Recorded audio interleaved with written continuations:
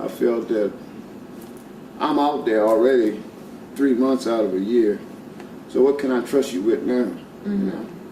So everything just went downhill from there. Faith, trust, you know, everything. My coming home and all that, I just gave up on all of it. There wasn't no vows then. I did what I wanted to do. I was making the money. I mean, So you feel that making money put you in control of the situation? no, making money.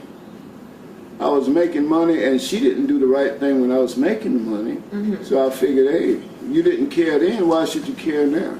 For some reason, people can't grasp that misunderstandings do happen, so you don't have to take it where it doesn't have to go. From making sense.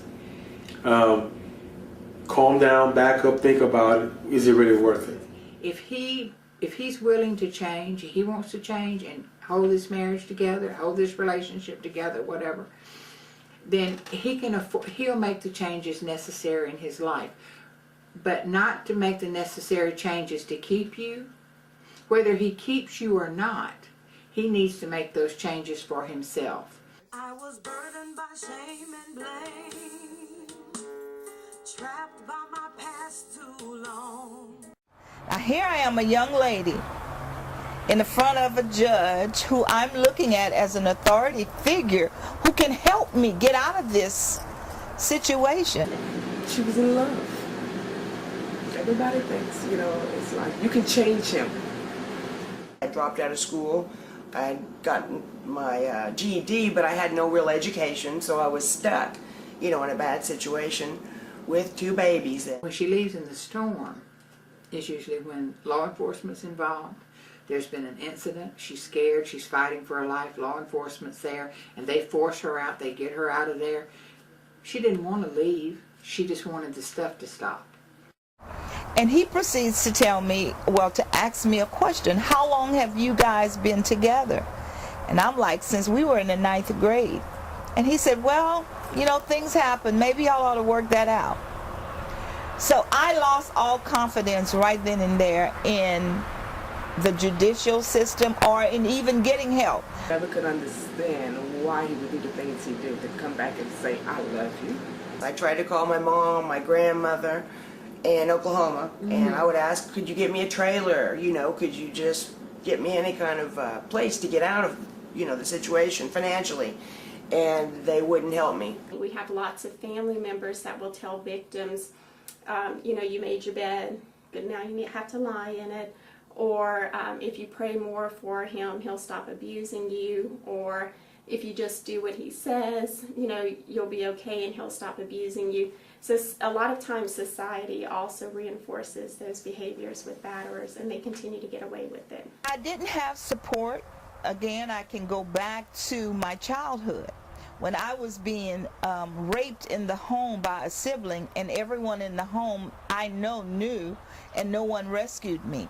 So if my family, who I think should be the one to support me and to protect me, if you will, as a child, have not done that, why should I think society will do it? So I always felt that, why tell anybody? No one's going to rescue me anyway.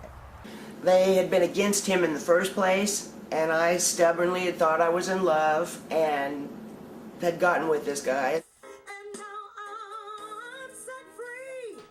Oh yes I am. You see who the... That was the point that I knew I had to get out. Maybe safer for a woman to leave in the calm than in the storm. And I refer to that as when she makes a decision and works a safety plan with us that she wants to leave, and she makes a decision to leave, and in her time, and not tell him she's leaving, leave. One night he came in, it might have been about 2 or 3 o'clock in the morning.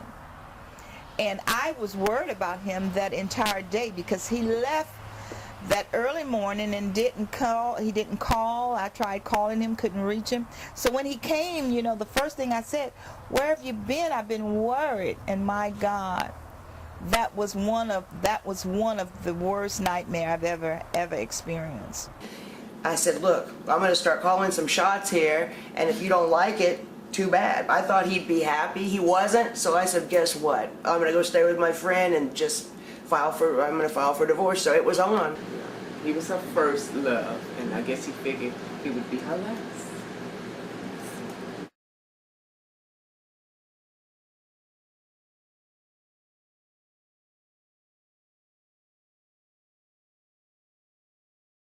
You know, he just beat me to a pulp. My daughter was, I would say she was about 3 years old at that time. And she woke up and she heard all the commotion. And he was on top of me and she jumped on him. And he had a knife and he missed her by, I would say, an inch. And it was at that point I knew that I was really in danger. And not only myself, but my children. I was burdened by shame and blame, trapped by my past too long. I sat by the pool for 23 years as people passed me by.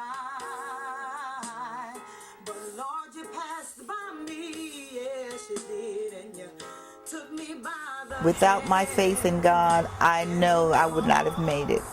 I attempted suicide many times. And after 14 years of being single, disengaged, not having any type of relationship, I was able to heal.